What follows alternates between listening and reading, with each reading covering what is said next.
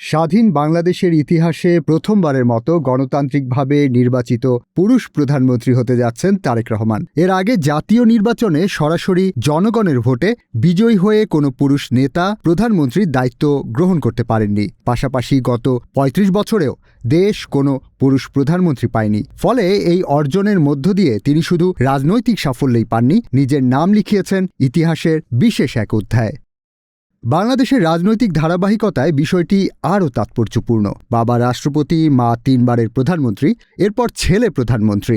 স্বাধীন দেশের ইতিহাসে এমন নজির আর নেই।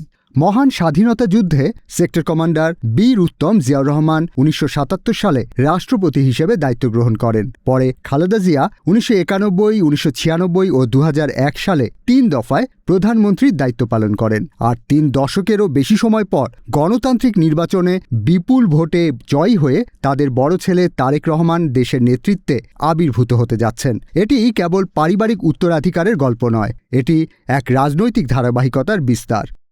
কিন্তু এই শিখরে ওঠার পথ মোটেই মসৃণ ছিল না। গত ১৭ বছরের দীর্ঘ নির্বাসন, দেশে ফিরতে না পারা, বিগত সরকারের একের পর এক মামলা, অপপ্রচার এবং গণমাধ্যমে বক্তব্য প্রচারে বাধা, সব মিলিয়ে তার রাজনৈতিক ভবিষ্যৎকে বারবার প্রশ্নের মুখে দাঁড় করানো হয়েছে।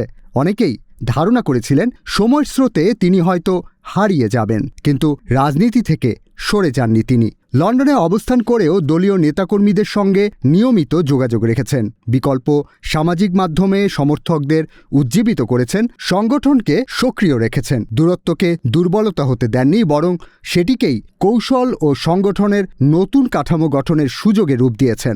ইতিহাসে কিছু মুহূর্ত থাকে যা কেবল ক্ষমতার পালাবদল নয়, বরং সময়ের গতিপথ বদলে দেয়। এই অধ্যায় তেমনই এক সন্ধিক্ষণ, যেখানে উত্তরাধিকার, দীর্ঘ সংগ্রাম এবং গণতান্ত্রিক রায়ের সমন্বয়ে রচিত হল নতুন এক রাজনৈতিক বাস্তবতা।